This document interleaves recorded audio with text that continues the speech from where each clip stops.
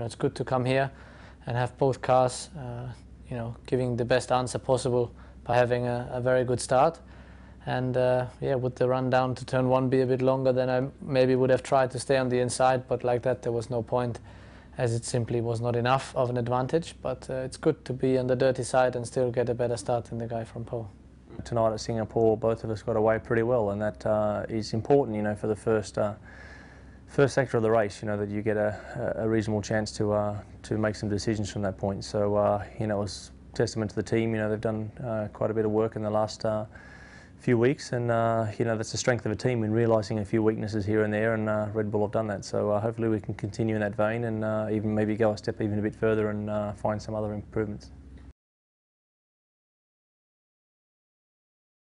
Obviously, you are in contact with the team all the time, and obviously they've got the brake temperatures monitored, so with the high fuel in the beginning, it is just more tough for the car and for the brakes, especially when you follow another car all the time. So, you're better off taking a gap.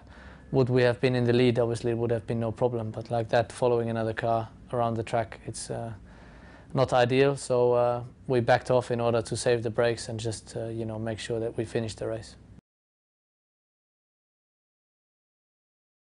I questioned it a little bit at the time, just because I wasn't sure, obviously, when the race is quite early, sometimes you come out quite, deep in the pack. So I knew that I would have lost a lot of track time to the guys ahead if I had to, lose a lot of time in traffic trying to penetrate and come back through with that type of strategy. So in the end, it turned out well.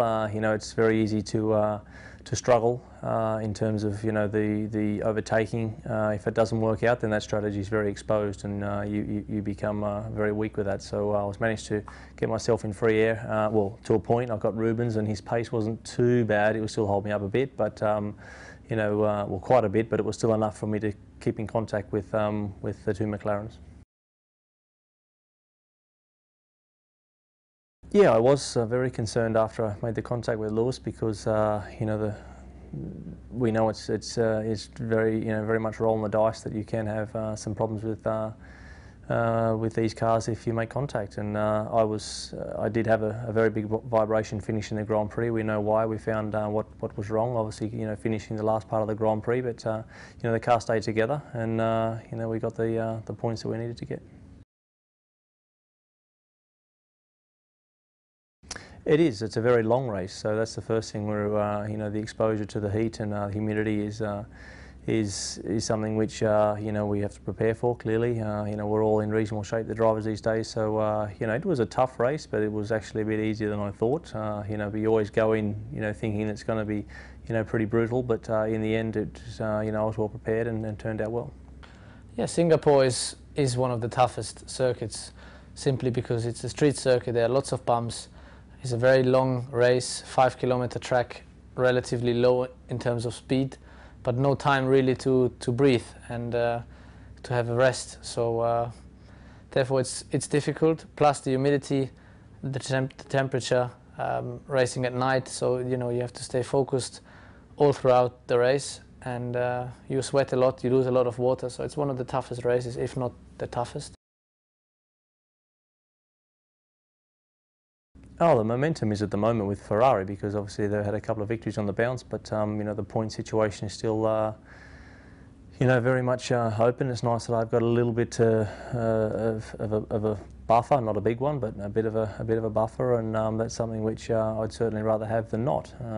Whether the performances of the cars will change a huge amount in the next few races, I doubt that. I still think the Ferrari can be competitive at the next few Grand Prix, and we will certainly be very competitive. So we need to go there and get the maximum out of what we have. We will have to see when we get there. Obviously it's difficult just by the paper and by the layout of the track to say how you will perform. It should suit our car, but we still have to go there and prove it. So last year was very good, and I think it should be fine this year, but we will have to see.